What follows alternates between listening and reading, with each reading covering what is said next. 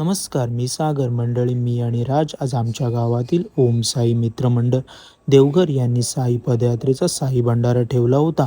तिकडे आम्ही चाललो होतो. मराठी शाळेतील मुलंसुद्धा तिकडेच चालली होती.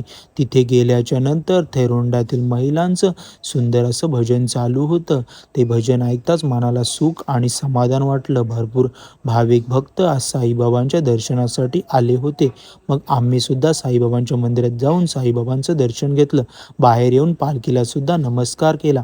साई सेवकांनी आज सर्वांसाठी महाप्रसाद ठेवलेला होता. भरपूर भाविक भक्त आज साईबाबांच्या दर्शनासाठी आले होते.